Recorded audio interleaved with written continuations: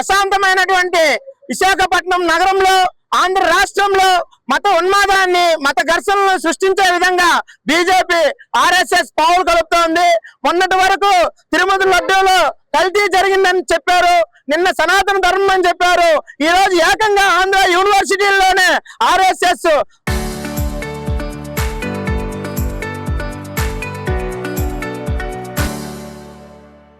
మోకలు ఎవరైతే ఉన్నారో వీళ్ళు ఏకంగా మొత్తం ఉన్మాదాన్ని ప్రచారం చేసే విధంగా చర్యలు చేపడితే ఇదేంటి, ఒక లౌకికవాదాన్ని నిలమైనటువంటి యూనివర్సిటీల్లో ఈ రకంగా మత ఘర్షణలు ఎందుకు సృష్టిస్తున్నారని చెప్పేసి అడిగినటువంటి విద్యార్థుల పైన ఆర్ఎస్ఎస్ గోండాలు రాళ్లతో చెప్పులతో దాడులు దిగారు.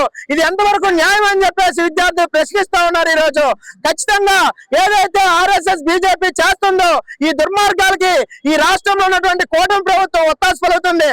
అందుకే ఎవరైతే దాడులు చేశారో వాళ్ళ పైన ఇప్పటి వరకు పోలీసులు గాని రాష్ట్ర ప్రభుత్వం గాని ఎటువంటి చర్యలు చేపట్టకపోవడం పక్కన పెడితే కనీసం పన్నెత్తి ఒక మాట కూడా ప్రశ్నించే పరిస్థితి లేదు.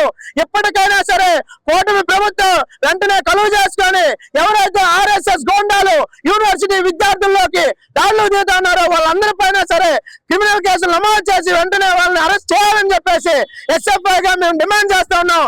లేని పక్షంలో మత సామరస్యాన్ని కాపాడడం కోసం ఈ రాష్ట్ర వ్యాప్తంగా అనేక పోరాటాలు నిర్వహిస్తామని చెప్పేసి మీడియా ద్వారా హెచ్చరిస్తా ఉన్నాం. చరిత్ర సృష్టించినోడు ఇప్పుడు ఆ చరిత్రని తిరగరాయబోతున్నాడు. అబద్ధాల గోడల్ని బద్దలు కొట్టి నిజాలను రాగా మీ ముందుంచబోతున్నాడు. నిజమైన వార్తల కోసం వెంటనే డౌన్లోడ్ చేసుకోండి రా యాప్ని.